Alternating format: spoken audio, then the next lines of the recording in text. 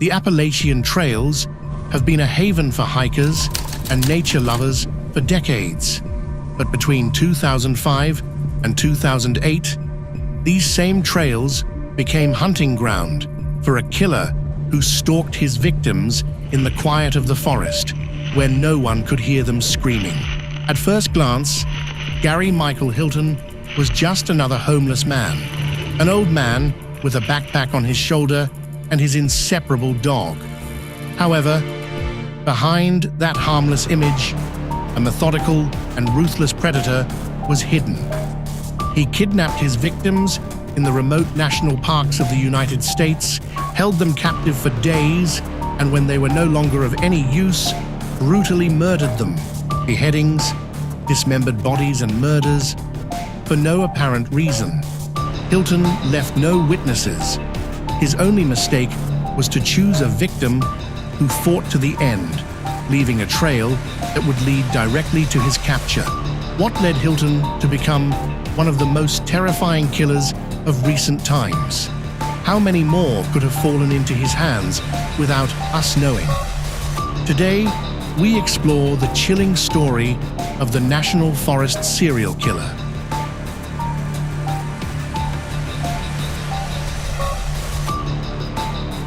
He was born on November 26, 1946, in Atlanta, Georgia. His childhood was marked by family problems and an assassination attempt when he was only 13 years old. He shot his stepfather in a fit of rage. Although he did not kill him, this was enough for him to end up in a psychiatric hospital. At age 17, he enlisted in the army and was assigned to a special unit tasked with operating tactical nuclear weapons. But it was not suitable for stress. He began hearing voices and was eventually diagnosed with schizophrenia. Instead of receiving help, he was honorably discharged in 1967. The following years were a whirlwind of failed marriages, temporary jobs, and petty crimes. But his real transformation happened in the 2000s, when he began roaming the US national forests with his dog, Dandy. What at first seemed like the lifestyle of a hermit would soon turn into a sinister hunt.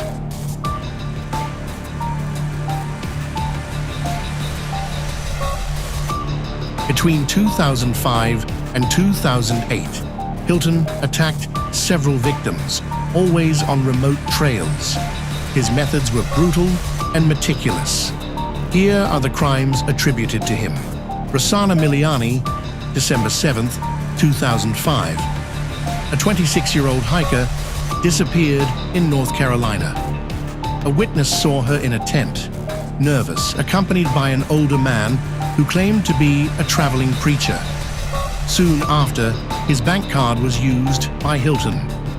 Rosanna was beaten to death. John and Irene Bryant, October 21st, 2007. An elderly couple disappeared while hiking in the Pisgah National Forest, North Carolina. Irene was found beaten to death near her car, while John was executed by a gunshot to the head. Hilton used her card at an ATM 75 miles farther. Cheryl Dunlap, December 1st, 2007. A 46-year-old nurse went missing in Florida. His body was found weeks later in the Appalachian National Forest, without hands or head. Security cameras captured a man using his card at an ATM, but he was wearing a mask. Michael Scott Louis, December 6, 2007.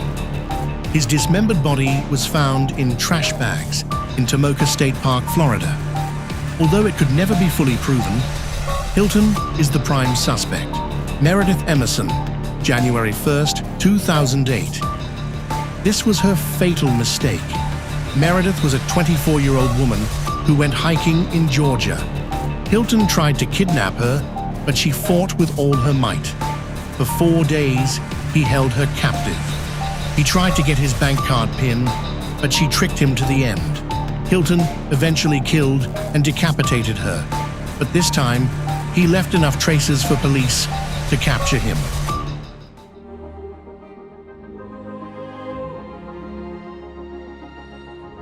On January 4th, 2008, a witness saw Hilton cleaning his truck at a gas station and called police. He was arrested on the spot. When officers searched his vehicle, they found blood and evidence of his crimes.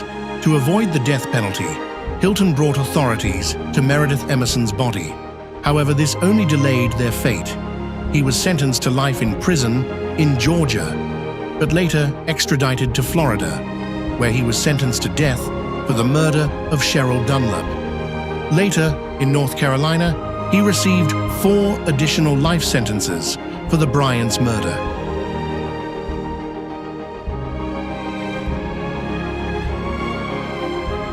Gary Hilton's case left many questions unanswered. How many more could have been his victims? There are unsolved cases in the same area with similar patterns.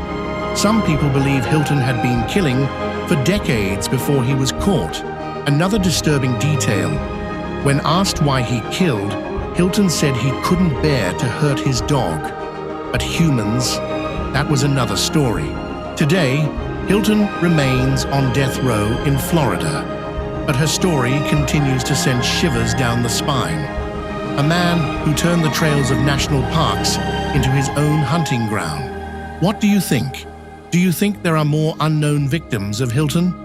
Leave us your theory in the comments and don't forget to subscribe for more shocking cases like this.